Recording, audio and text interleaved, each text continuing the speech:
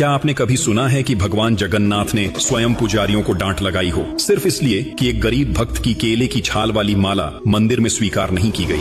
कहते हैं कि रघुदास पुरी के एक महान भक्ति योगी थे जो भगवान राम के परम भक्त थे। उनका आश्रय जगन्नाथ मंदिर के सिंहद्वार के पास एक बड़े छत्र के नीचे था। एक दिन उन्होंने मंदिर में प्रवेश किया और देखा कि भगवान जगन्नाथ के सामने राम, लक्ष्मण और सीता का दिव्य दर्शन हो रहा है। यह दृश्य देखकर रघुदास को यह विश्वास हो गया कि जगन्नाथ और रामचंद्र एक ही देवता हैं और उनकी भक्ति का स्वभाव सखा प्रेम में बदल गया। एक दिन रघुदास ने अत्यंत प्रेम से भगवान के लिए एक सुंदर माला तैयार की। माला तो उन्होंने फूलों से बनाई थी, लेकिन डोरी न मिलने के कारण उन्होंने केले के पेड़ की छाल को धागे की तरह इस्तेमाल किया। भक्ति उनकी सच्ची थी, परंतु मंदिर के नियम कठोर थे।